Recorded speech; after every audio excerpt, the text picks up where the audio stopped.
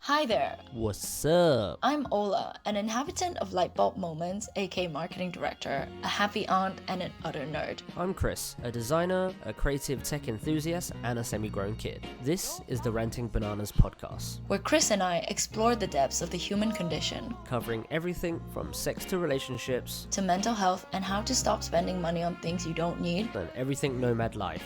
Join us on this audio journey as we ask more questions than we can actually answer.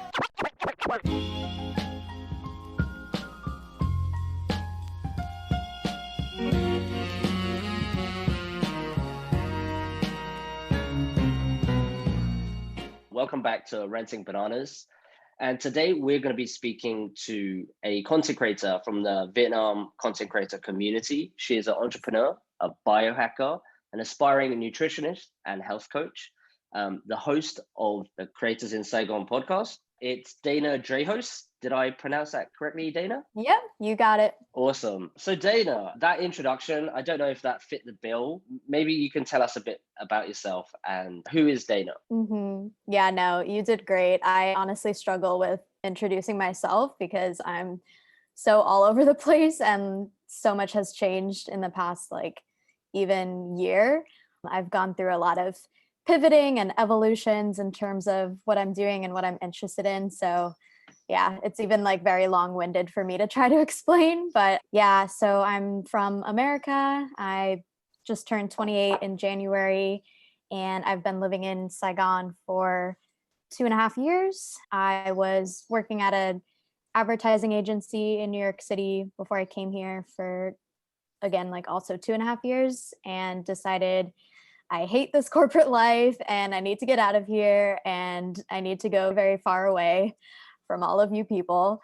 And I had never thought about Asia at all really as a place to go, but when trying to figure out how am I going to make money and be able to live abroad, teaching English was always top of the list on all the Google articles that I read, and Vietnam was also always on the list for great destinations for that. So ended up here and started out teaching English full time, and very quickly realized that teaching English is not my thing either, and that I really need freedom and flexibility to work where I want, when I want, and just a hunger to make more of an impact and do something that is more interesting, because teaching English, you don't really learn anything new.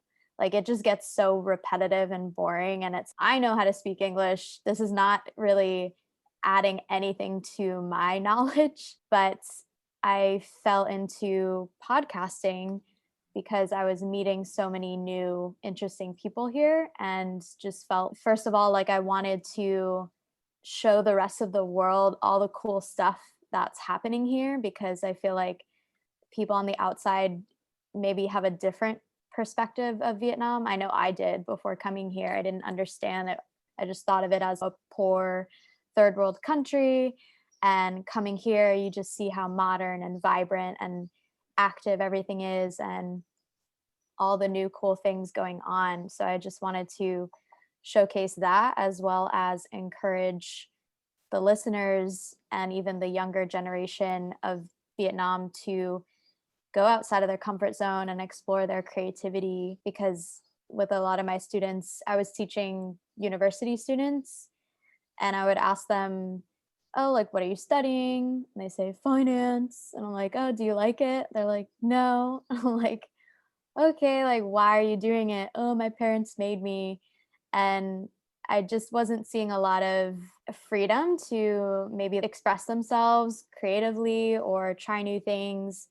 And I think we have the privilege to do that. So there's a little bit of that aspect as well. But just encouraging people that you don't need a lot of money to start something new. So having people come on the show who made an entire film just on their iPhone, or myself starting the podcast, I still don't have a nice microphone or anything like that. I'm just using my phone and whatever free tools I can use. So just showing people that there aren't as many roadblocks as you may think in your mind, and just go for it. So in learning all of those skills, I started offering that as a service, as like an online service provider to work with people mainly in the US who had podcasts. And there's a lot of work to be done behind the scenes of podcasts, as I know you know. So people are willing to pay someone like me to do the behind the scenes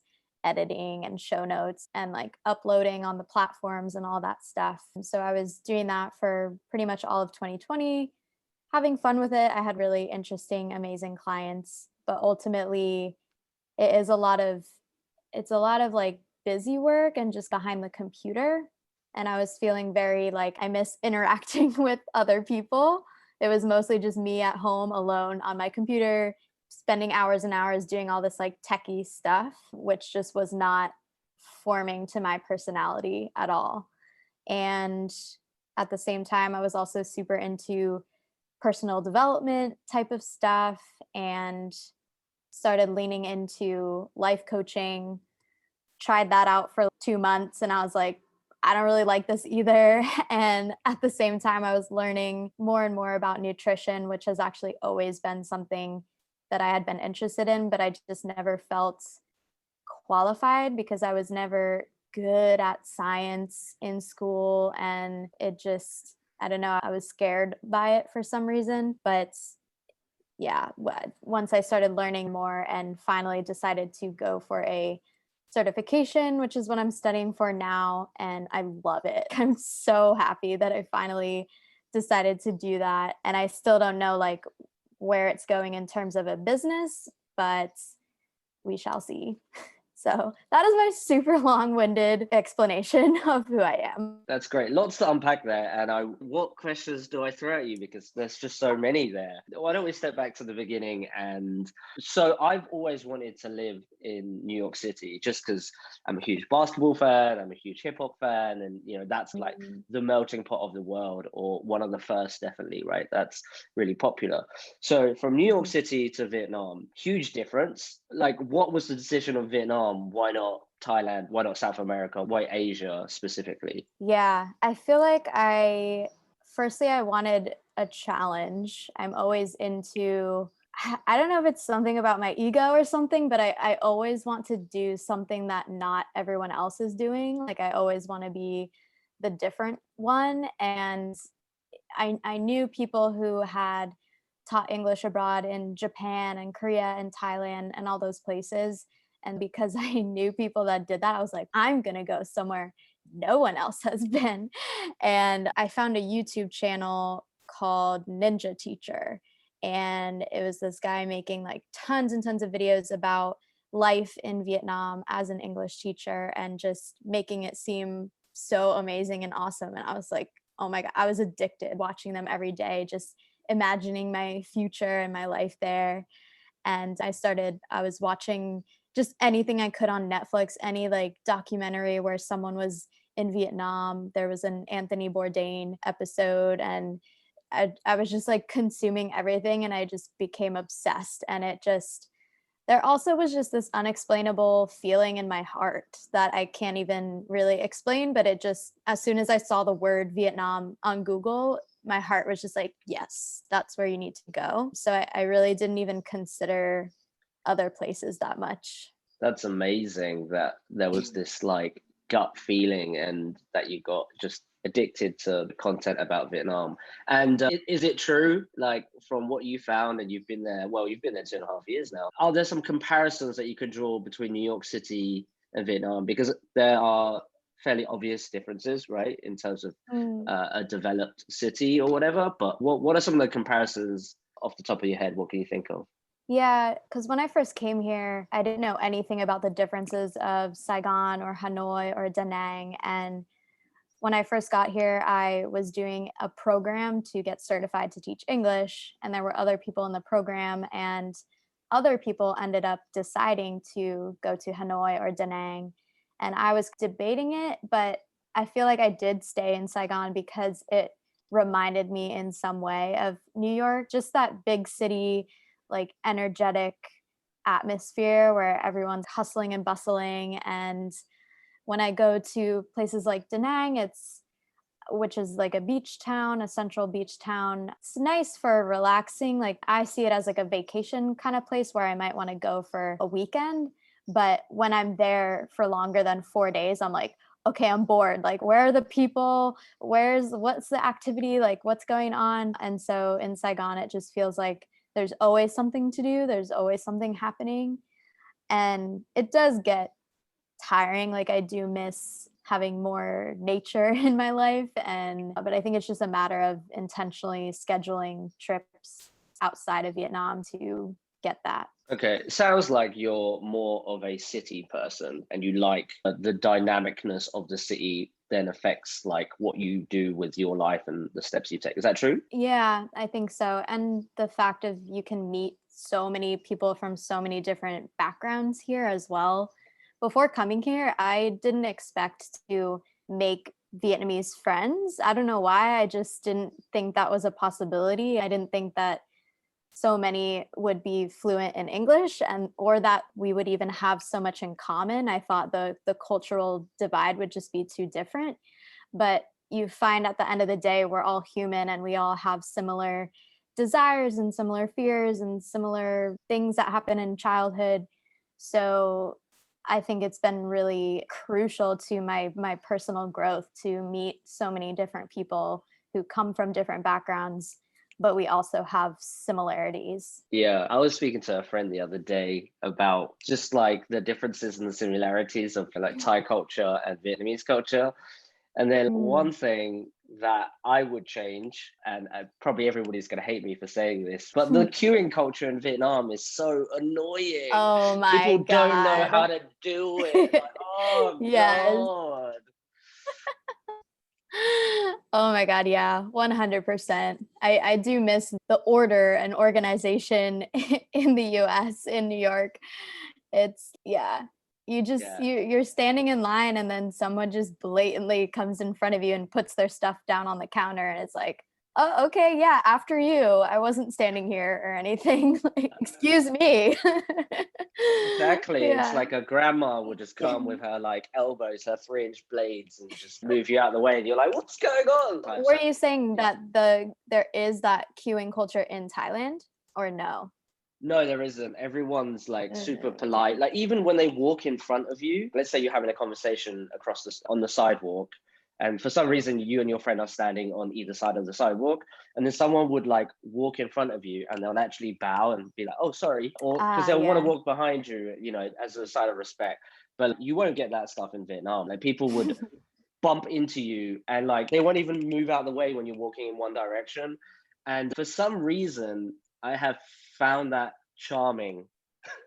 Like where people are just like whatever, no personal space in the elevator, bumping into you on the Oh my sidewalk, God. just smashing you Yes. out of the way in queues. Like for some reason that's charming, but that's probably because I've been away for a year and a half. But when I get back into it, I'll probably hate it.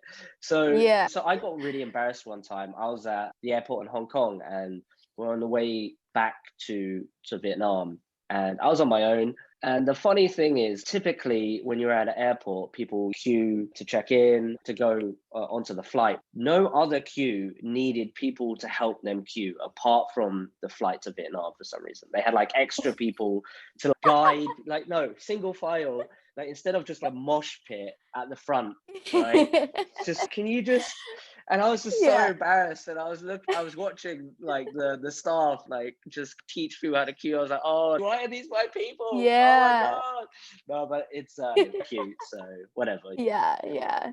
There's definitely seems to be no kind of spatial awareness. Like on the roads, there's no like people get like this close to crashing into each other. And did you not see that with your peripheral vision? Do you not have peripheral vision? Yeah. Have you noticed that also like locals are more touchier than what we're used to? Yes. Okay. Oh, Yeah. okay. So it sounds like you've had some experience here. Tell me about an experience where maybe touchy-feely. Yeah, I'm not sure if this is where you're going with it, but I guess in terms of girls, I just notice Vietnamese girls, especially if we're crossing the street together, they'll like link arms with me or hold my hand, and I get really freaked out. I'm like, oh, I don't want to hold your hand. It feels like I'm a little girl and you're my mom or something. Or yeah, if they just see me, they're linking arms with me, or they're like petting my head, like playing with my hair or something. And I'm like, ah, you not touch me. But then it's very natural for me when I meet someone new, or I see someone and I'm saying hello, I want to give them a hug. And they don't like that. They get like stiff and they don't move, and then I'm like, oh, sorry. Yeah, that's true. Yeah, like I didn't realize this until I was there. Maybe so. I moved back in 2013, and I had this friend that I made that we kept in contact because we played basketball or whatever. So I was like chilling with his friends, and one night we were like just drinking beers after basketball. And a friend that I had met through my friend, we were just sitting like pretty close to each other, or whatever. But then he had his hand on my leg for 25 minutes, and I'm like, is he gonna move it? Is he trying to make a move? What is he like? I don't know how to like deal with this, because I just got into the country, and it was just like, but I have actually found myself liking that, like hand around the shoulder kind of thing, just like more, it's like just more warm, and I don't mind that these days, and it's okay.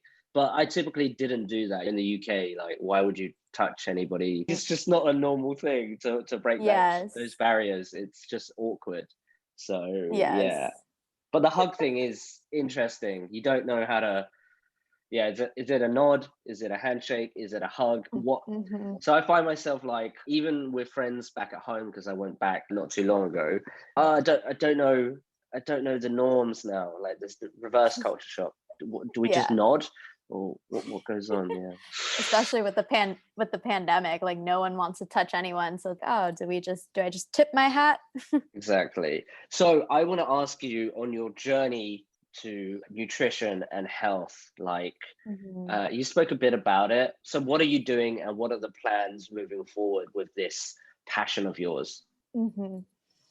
Yeah, so I guess it would help to explain how I got here, because I think that really sets up like why I'm passionate about it, and maybe like how I want to move forward. Because basically, in that whole year of from 2019 to 2020, when I was trying to run this business and getting new clients and learning everything I can about marketing and strategy, but also everything about podcasting and like all the things, I was just constantly getting burnt out, like again and again, where to the point I couldn't get out of bed. I was so exhausted, and like forgetting to eat and things like that. And trying to learn all these productivity hacks from all the productivity gurus out there, and just finding that none of that was really working.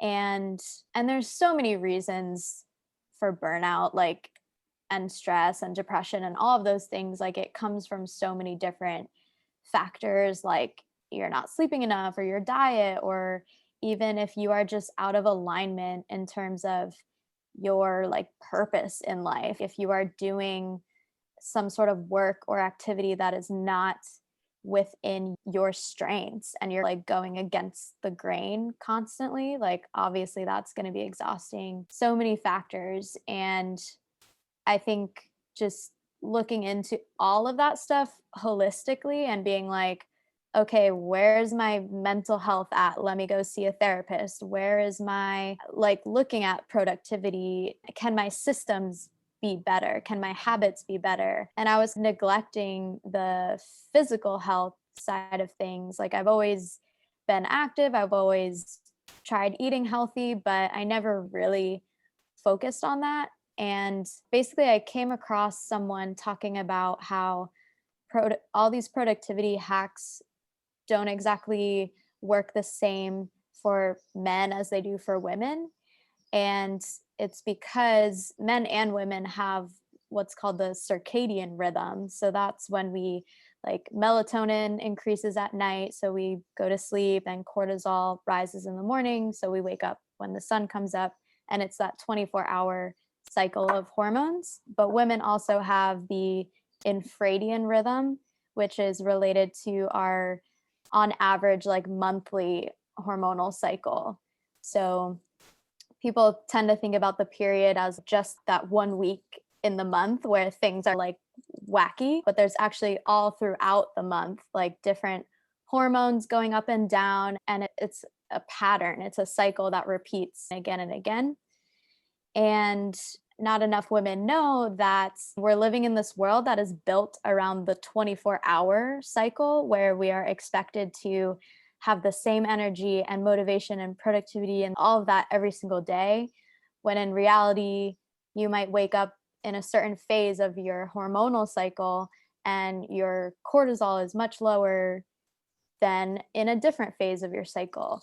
And understanding all that, and then also understanding that in each phase, you can adjust your diet and your lifestyle and your habits to adapt and to balance out those hormonal levels so that you're not like swinging so far the other way or swinging so far the other way. So I just started like going deep into this stuff and trying to understand everything, understanding even about the impacts of animal products like meat and dairy and cheese products on the hormonal cycle as well. And it just opened my eyes to, I think the first feeling was anger, because I'm like, how am I 27 years old at this point and just learning this stuff? Feels like this stuff should have been taught in school way earlier so that I didn't have to live the past decade so confused about my own personal health, and just thinking about all the young girls out there today who are just like doing the same as their mothers did and being brought up in this society that doesn't understand. And so part of it is the passion to help women to feel better in terms of their health, but then also this passion to help women heal emotionally from years of, being told, because the period is also still such a taboo thing. Like even doctors don't necessarily want to talk about it. And when a woman says, oh my God, I'm having severe cramps, sometimes even the doctor will be like, oh, it's just part of being a woman. So too bad. Sorry, that's just what you have to deal with. When in reality, if more people knew that those kind of symptoms are common because everyone experiences them, but they're not normal. Meaning, if we were eating the right diet and if we were doing the right like lifestyle habits, then we wouldn't be suffering so much. So just helping women understand that gives so much empowerment and so much validation of, oh my God, I'm not crazy. This isn't all in my head. I'm not just making it up. So just helping to, I guess, increase the dialogue around this stuff and getting people more comfortable talking about it. And even for men as well, because men have women in their lives. So understanding that, no, she's not just crazy, and how can you support her if it seems her hormones are off or something, like how can you support her instead of just being like, oh my God, it's just your period kind of thing. And where do you see yourself taking this? I know you mentioned that you're studying about it, but where do you eventually want to take it? Or do you have a goal in mind? Yeah, so it's interesting. Like currently, I'm not sure. I'm still in this space where I'm just loving learning about everything. And I've been doing like presentations and workshops in Saigon to just start getting the word out and educating people about this. But in terms of a business model, I feel like I'm traumatized a little bit from the last time that I tried doing business, because like online, like Instagram, this whole culture of online coaches and online service providers, it was a really toxic environment where people are basically like using marketing as this manipulation tool to make you believe that you need to buy their product or you're missing out on some major secret, or just manipulative things that I totally fell for. And I've totally spent thousands of dollars on coaches and products. And I'm just a little bit like scarred from it and hesitant to go back into that world. And so I'm trying to, I've been meaning to sit down and have a brainstorm of like, how can I do this in a way that feels authentic to me and feels ethical? Like I'm not manipulating anyone, I'm not forcing anyone into anything. And I don't know if you've heard of human design. I think I sent you something about it. But yeah, it's there's just basically every person has a different type. There's 5 different human design types, and based on your type, you have a certain kind of energy and a certain way that is most aligned for you to deliver your message or deliver your skills or expertise. So some people are more vocal and they are like the podcasters and the YouTubers and the public speakers, and some people are more like behind the scenes kind of thing. So I've been trying to think about all of that too and just what would feel good, but I don't really know yet. I guess I would see maybe group programs in some way of getting a group of women together to go through this information and more of a support system of, okay, now that you know all this stuff, like we're here for you, let's do it together. Yeah, I don't really know.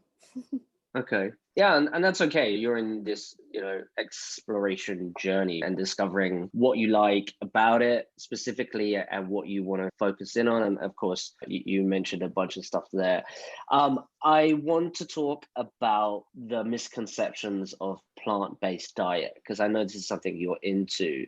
So what are some common misconceptions? So I tried it after watching the Netflix documentary because, why not, right? Like that always happens. Yeah. Do you remember which one you watched? Game Changer, I think. Okay. Yeah, I think that was the one I watched, and it was like just following like athletes who performed really well and significantly better. It was eye-opening and I tried it, but it's so difficult to be disciplined and plan your meals in advance because that makes it easier. But also like I think like sometimes I struggle like going out to eat and then there's like limited options and it's very difficult to find. That's what I found in Bangkok. I think Vietnam might be easier just with the diet in Vietnam. There's just a lot more options in terms of like plant-based food. But I think Bangkok or even Thailand's sort of dietary is so meat heavy. There's not as much vegetables as we would like. But yeah, what are some common misconceptions for the people out there?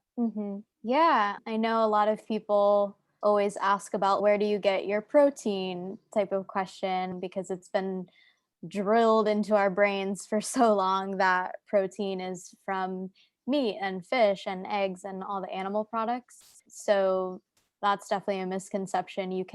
There's plenty of protein in all of these plant sources. I think another misconception about plant-based is that it's synonymous with veganism. And so if someone says I'm on a whole foods plant-based diet, it doesn't necessarily mean that they've cut out all animal products 100%. It's more so the idea that making the intentional effort that at least 90% of your, daily consumption is from whole food plants. And if there is animal products, it's like currently when you look at the typical plate, at least the American standard diet, is the meat is like the star of the show. It's like the front and center, and then the sides are the vegetables, like a little bit of broccoli here, a little bit of carrots there, whatever. And it's really just flipping that, like having the vegetables be the main part of your plate, taking up the most real estate on your plate, and having the protein be like a side or a little topping, a little seasoning or something like that. Because yeah, they've studied these blue zone populations, that basically the longest living people in the world. That's where the Mediterranean diet was really popularized, because that population of people, they are living for so long and their health and vitality is continued on even into older age. Looking at those diets, they are not vegan. They don't completely cut out meat and dairy and all of that, but it's not the central focus. It's not the staple of the diet. It's more for like special occasions or like very small portions throughout the week. I would say another one is it's not about deprivation or like denying yourself things or taking away things. I think a lot of people when they first, it's like, oh, but I could never live without meat and I don't want to give this up kind of vocabulary, but you can turn it around and think about all the things that you are adding, because the other thing too is that meat and processed kind of junk food has no fiber in it. So it's very high in calories but low in fiber. So when you eat it, your stomach doesn't like know that it's full. So then you eat more and then you end up overeating. Whereas with fruits and vegetables and whole grains and things like that, it's low in calories but high in fiber. So you end up feeling full and you tend to eat just the right amount and you tend not to be so hungry throughout the day that you're snacking on like sugary snacks and stuff. And you can actually, because it's low in calorie, you can put more on your plate. Yeah, again, it's not about eating less. It's not about calorie restriction or even counting calories or being like a bird and just eating little salads and tomatoes and stuff. But actually it's no, please pile your plate with vegetables and fruit, all that good stuff. What else? What were there any misconceptions you had when you first started? Yeah, so many, but they were all addressed by the documentary, hence the encouragement, right? And I was like, well, what else am I doing with my life? So, and then I was like, oh, I'll try it. You know, I'm one of those people that when I get bored with like random things, or I just like to try new things, I think I did it for,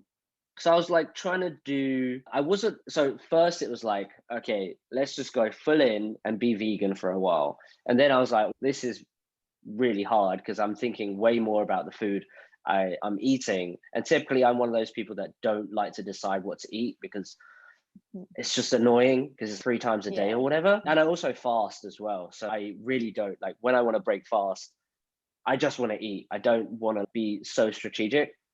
And then I switched to like flexitarianism, where it's like, okay, I'll have meat on the weekends and then and be vegan during the week. But it's definitely made me more conscious in terms of what I am consuming, and I think that's healthy, right? Like to be a little bit more thoughtful in what I'm choosing and or the options that I have on my table. But I can't really remember. I think it's just, I think I always knew this. I think I was fairly lucky where my mom, I'm half Vietnamese, half Chinese, and our diet is very vegetable heavy, but it's also very meat heavy. But there's always vegetables like there. So I think I was pretty lucky with that. I want to ask about if I wanted to do this whole foods plant-based diet, what are the steps that I should take, or what are the initial steps if I wanted to get back into this?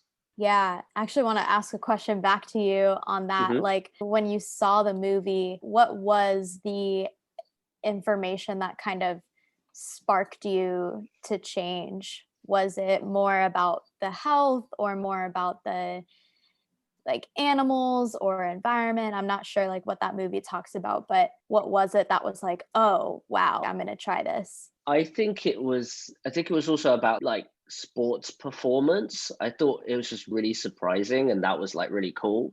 And I'm fairly active as well. So I was like, oh, okay, that sounds great. And also like energy levels. I think that's a key thing for me because I have find myself like when I consume these meals, like the next hour or two, I'm useless. Like I can't do anything. And I found that to be true where after a meal, I wouldn't feel like I'm crashing so hard. And I really hated that because, yeah, I would crash really hard, even if I wasn't like super full, but just my body processing it or whatever actually happens, yeah, was like damaging productivity. So that was one of my main things as well. Yeah, I think one of the first steps is to, it sounds so cliche, but like understanding your why behind it and your motivation, because if you're just doing it because someone told you to, that might not necessarily fuel your motivation enough. And it is going to be really hard if you're just going off of willpower or so for me, when I read these books, like How Not to Die is a really good one. Or yeah, when I watch these documentaries, it's wow, I want to live until I'm 100 years old, and I'm terrified of chronic disease, and I'm terrified of surgery, and I'm terrified of, I don't want to be taking 25 different medications when I'm older. Like I want to be living an active, energetic life for all of my life. And so when I have that in mind, when it comes down to making a choice about what I want to eat, and I think this is key too, is that you can eat whatever you want whenever you want. Again, it's not about this saying, oh, you can't do this and you can't eat that, but more, okay, with the choices in front of me right now, do I want to choose the healthiest choice that I can because I'm thinking about my future and not my like immediate short-term pleasure? Or maybe right now I am thinking about my short-term pleasure and I just want to eat this ice cream or whatever. It doesn't matter, like it matters more overall, your overall diet, how you act 98% of the time. And those smaller, more infrequent moments where you're like, oh, I'm gonna have the ice cream, or I'm gonna have the cheese, or whatever. It's not gonna make or break you. It's not gonna ruin everything, unless you have maybe an addictive personality where if you fall off the rails, like you're going way off. So you also have to think about your personality style, and are you someone who just needs to go all in and give up everything? Sorry, I don't mean to use the word give up, swap out certain choices. Or are you someone who needs to go more in a staging, like step by step of, okay, this week I'm going to have 4 plant-based meals in this week, and then next week I'm going to do 5, and slowly working your way up. And also having a support system is so crucial because if you are new to this and you're doing it alone, it's just a lot easier if you have people around you who are into the same thing and on this same journey. So whether that's you going ahead and, I don't know, gathering your friends who are interested in making a group text and some kind of agreement of, okay, for the next 30 days, we're all on this mission together to eat healthier, to eat plant-based, and you do it together. Or there's plenty of Facebook groups out there, and now Clubhouse. I don't know if you've joined Clubhouse yet, but for me, just joining rooms where people are talking about being on plant-based diets, and it's just so comforting to hear other people talking about it, and it's so validating. So that's really important. And having like certain meals that are quick and easy to make, but and like available to you. I think maybe some people go on Google and they try and look at all these different recipes and try to like make a different thing every day. If you find 2 or 3 meals that you really like, you can just make those over and over again, and you don't have to like think so hard about it. So for me, I'm lucky because I don't even cook at all. I literally order all of my food from food delivery services, and there are plenty of like vegan or plant-based options in Vietnam, luckily. For me, I'm just like, oh, and I basically have 3 restaurants that I just rotate through, and I pretty much eat the same meals, but I just don't love them so much that I'm like, ooh, I can't wait to eat this. Would give you the tips. Awesome. Great tips. I might as well give it another go, but during quarantine, because I'm actually coming back to Vietnam soon, they're going to serve me whatever they're going to serve me, but I should probably try it and just get my health back into shape. So wait, are there any resources, before we get off this topic, are there any resources you would like to share so people can educate themselves about this plant-based diet, or how to approach it at least? Yeah, definitely. Again, the book is called How Not to Die by Dr. Michael Greger. He's really like the front of the pack in terms of advocating for this stuff. And he has a website called nutritionfacts.org, where he goes through all of the latest research every year. Like he sits down and goes through all of the latest research and puts it into bite-sized, understandable videos for people like us. You know, we don't necessarily go and read clinical trials for fun. And he just explains it in a way that's very easy to understand, easy to take action on. And I can't think of specific podcasts, but I'm sure if you search for plant-based podcasts, or even just searching the hashtag on Instagram, like hashtag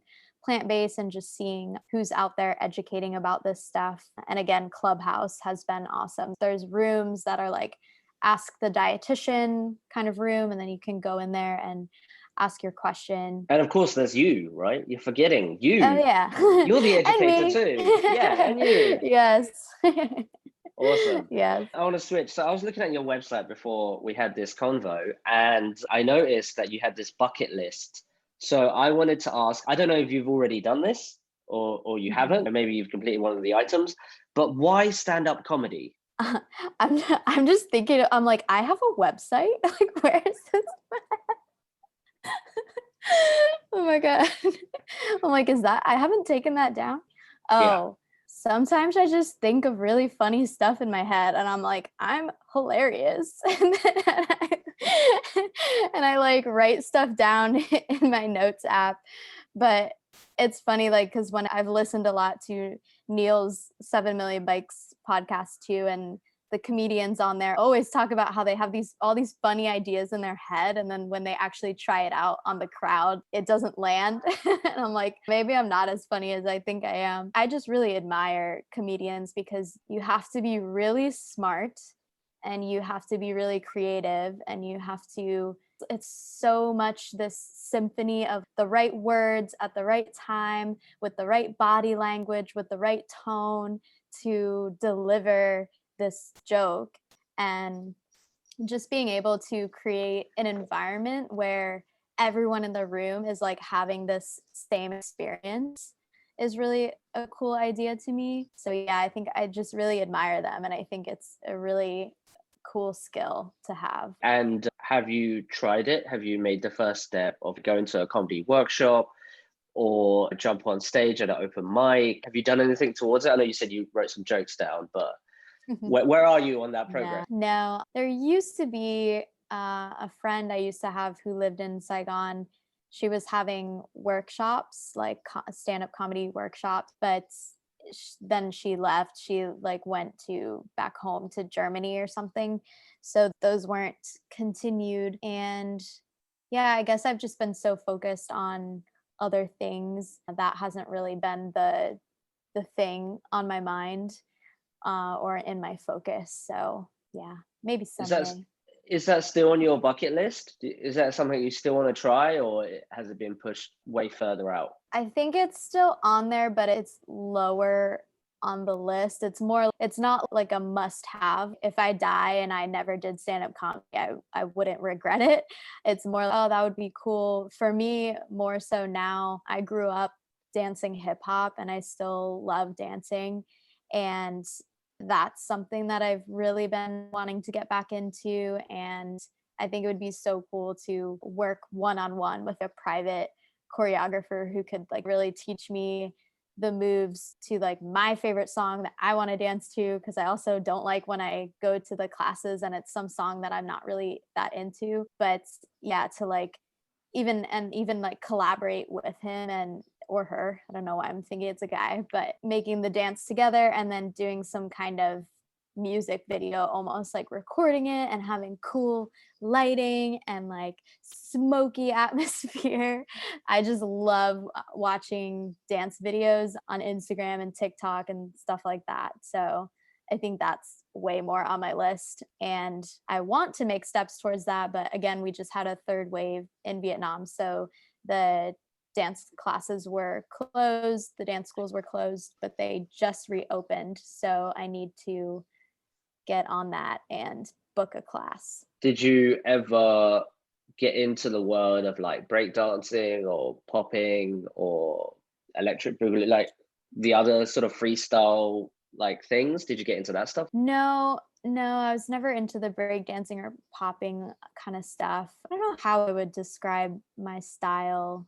Maybe more like flowy or like wavy. I don't really know how to describe it. I like when songs have a lot of like bass, like a heavy bass that you can just like feel it in your body, and it's like very hard, clean movements, I guess. Okay, cool. So you're a bass head. Good to know. Good to know. Yeah. Okay, so I have some just random questions I'm going to throw at you. Just try and say the first thing that comes to mind. And of course, I'll give you some time to explain it. You're in the hot seat, basically. Are you ready? Okay. Ready? I feel it. Okay. I feel it. It feels All right, let's go. All right. What's your biggest fear? dying. Same. Name something else on your bucket list and why. Ooh. Owning like a bed and breakfast / event space of some kind. That's always been up there because, again, I love bringing people together and sharing a common experience. And especially after traveling so much, it would just be really cool to have some kind of place where I'm meeting new people coming in and out all the time, and could also, I don't know, have some kind of cooking classes to teach people about healthy eating, or poetry night events or something like that. That's really cool. That sounds amazing. What is the grossest thing you've ever eaten? It's probably in Vietnam, but let's go for it. I'm not very adventurous. Oh, durian is gross. How dare you? How dare you? No, no. Do It is you gross. like it? I used to love it as a kid. Like I used to like crave for it when I was a kid and come back to Vietnam. It smells Oh my God. way worse than it actually tastes. Like it's fine. It tastes just as bad. Oh, I almost threw up trying to eat that. Wow. Have you tried stinky tofu? No, I don't think so. All right. I Well, guess I that would know if I did. yeah, that smells 100 times worse, and it Oh my doesn't God. taste like any better. Have you tried balut, which is like the duck fetus egg thing? No. Oh my God. Even just seeing that, I'm like, that looks nasty. Yeah, it's Ugh. pretty nasty. Okay, are you a morning or night person? Morning. Okay, early bird. Name some of your favorite all-time movies. Oh man, what do I always watch? For some reason, like just my like childhood favorite movies are coming up. Like I watched Anastasia was my favorite, I guess, like cartoon movie growing up. Oh my God. I'm like blanking on every movie ever. All right, I'll throw some at you. I'll throw some at you. Yeah. Anchorman, Fight Club, Mm, maybe Inception, which is a bit newer. Are you more like what type of movies? I do like Will Ferrell. So like Elf is a classic. Always love Elf. I love like the Harry Potter movies. Fun fact, I used to go to school with Draco Malfoy. I think I must have said it a million times, but yeah. Yeah, we even like had we were skating together and we had t-shirts made because we're in the same skate crew, and it was just so lame when we were kids, but that's what happened. Oh my God, cool. Yeah. Moving on. Were Anyway, you still friends with him when he was like auditioning and stuff? yeah, I mean, he had to like he missed a bunch of school. His hair was blonde forever, and he's not a natural blonde. And yeah, I Oh, went to his like 21st birthday, and he had just bought a new house, and he's like the guy that always has the coolest shit. And he got a new car when he was like 17, just like a brand new BMW. And you're just like, what? Who is this guy? Like, what is he trying to do all this shit? We drove is he? down to Devon for like camping trips and stuff. So I did know Mhm. him fairly well. But of course, now I think he lives in like Vancouver or something. So definitely lost contact. Is he anything like Draco Malfoy? Oh yeah, he's pure evil, man. No, no, he's super nice. Yeah, no, he's a lad. Funny, down to earth, just like an average dude, quite private, but with his mates, he's just just a super nice guy. Yeah. Mhm. Okay, do you prefer somebody that's funny or smart if you had to choose? I feel like to be funny, you have to be smart. No, you're cheating. No, no, Both. you can't have both. um, okay, then I guess I'll choose funny. Kind or confident? Confident, but also Okay. not an asshole. Oh God, you can't have it your way. You cannot have it your way. I'm sorry. All right. What's the last song you listened to? Oh, I love The Weeknd. He just had a new album. So I've just been playing that on repeat constantly. Did you see his Super Bowl performance? No. It's pretty good. Ooh, I'll have to go find that. Yeah, like weird camera angles. You don't really know where the cameraman is. Oh, yeah. Was he kind of like walking outside and maybe not? It was weird. Go look it up. It was pretty well Mm. done. And the fact that he can sing like that live is still like baffles me. I'm like, what? Who is this guy? Like, why does he have this Yeah. voice? Oh, Like, he's yeah. amazing. Yeah. Yeah, when I first found out about him, like my friend was like, "Oh, listen to this," and then I was in his room and I was like, "What is this?" And he's like, "Who does that sound like?" I was like, "Michael Jackson," but it's just Yeah. completely mind blowing.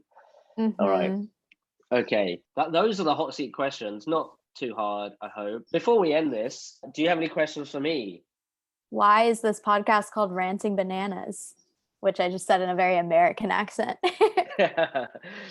Well, it started with me and my friend. So she's half Thai, half Swiss.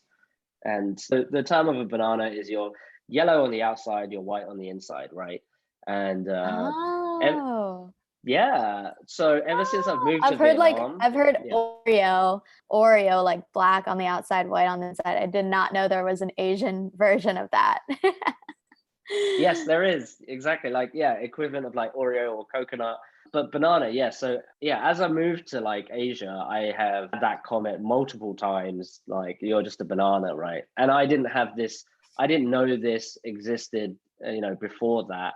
So I think we both have that perception of ourselves, like we're more banana than your typical maybe Asian. And my friend also mentioned that UX should be like a banana. So user experience, like bananas are one of the easiest things to eat and to peel open. You don't really need to know how to do it. It's just like stupid proof how to eat a banana Mm-hmm. versus other fruit. If you can think about a good user experience, a design for a product or a service, like bananas, super stupid proof. It doesn't get your hands all like mucky and icky like other Mm-hmm. fruits. Yeah, so ranting bananas, just a couple of bananas talking shit. Like we used to get drunk on the podcast and then just talk, and then it was really about nothing. So I like Yeah. that. Plus, the artwork is also a banana duct taped onto the wall. Like, Yeah. even is that even Yeah. art? What is that about? Exactly, and I think Was that a stock photo that you found, or did you take that picture? it's this famous artist that actually did it, right? Oh, Yeah, so it was in the gallery for a while, and it sold shows for how like cultured I am. so it sold for like a lot of money, but if you look at it, the normal non-artist side of people would be like, dude, what the hell is this thing? Is it art? Isn't it art? Right? That there's might be some explanation behind it that's like really meaningful and profound. But for me, on that aspect as well, is you can look at it surface, like this podcast is shit, great. Or it could be some profound thing. It's really up to you. So we're trying to come at it from lots of different ways. But yeah, that's it. Oh. And then now there's a co-host, and she's also a banana as well. Of course, we're not exclusive to bananas. Looking at the world through a third culture kid lens, and I think that would be the more broader spectrum of topics we touch. But yeah.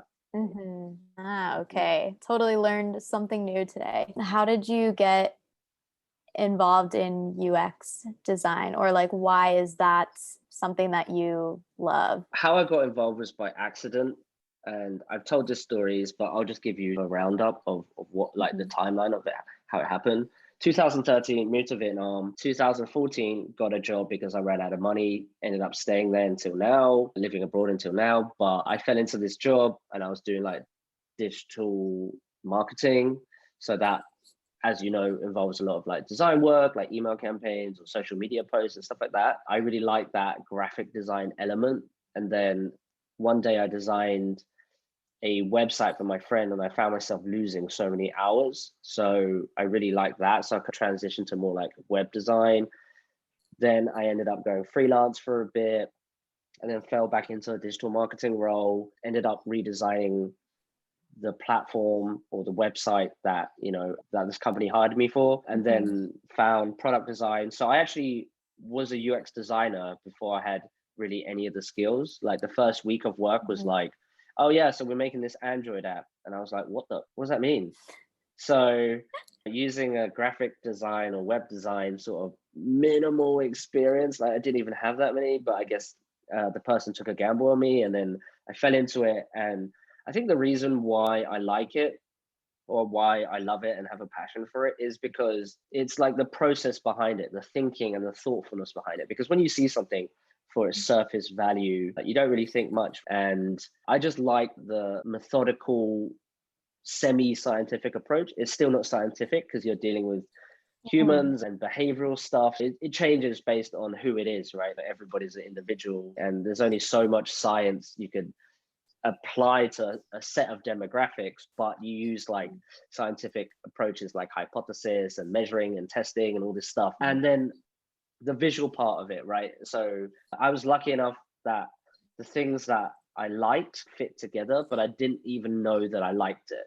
So it was super lucky, and that's how I fell into it. That's the story behind how I got into it. Yeah, cool. Thank you for that. No worries. Yeah. All right, so before we go, one last thing. Do you have one last thought to leave the audience with? To continue taking an interest in your health and keep like looking for good resources, staying as informed as you can, because it's gonna suck if when you're in your 60s and you're on all these diabetes medications and just the quality of your life is not that great. There's absolutely things you can be doing right now to prevent that.